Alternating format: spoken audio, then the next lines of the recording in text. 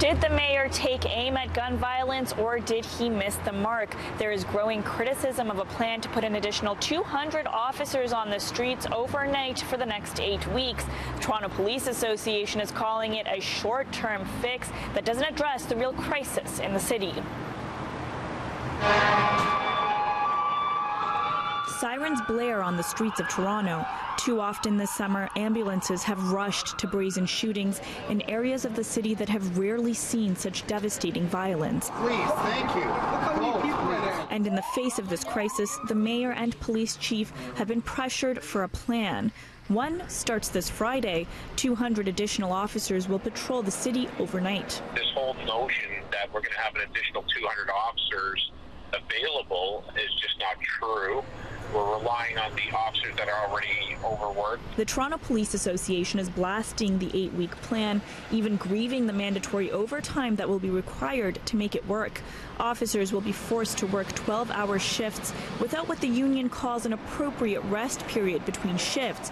He says that's breaking their collective agreement. Asking these people to do more with less. They're going from call to call now. We've already talked at length about the morale issues, the fatigue issues that our members are facing, and this is a big concern. They want more hires. The city in the process of doing just that, but it won't happen overnight. This is a temporary measure for 8 weeks.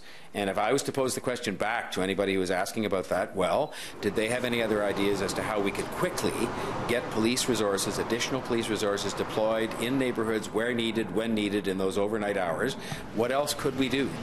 You can't hire them that fast. Today, the mayor also releasing a 16-point plan that focuses on youth programs with the goal of keeping at-risk youth away from violence. Tory saying the initiatives will help thousands of young people access jobs, mentoring, and after-school programs. Experts say there is no one solution. Is there something that can be done today to prevent these kinds of shootings from going on in the city?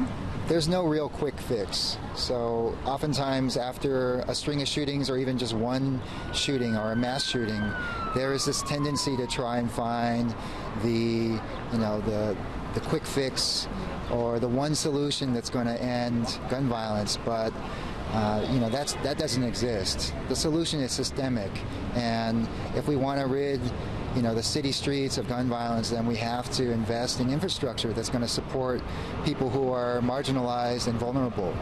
That's the real solution. Now, the Police Association stresses the grievance is not about the money. They simply want to raise awareness of what they call systemic issues with how the city treats policing, and they are pushing, again, for more hires. They say that is required to keep the city safe.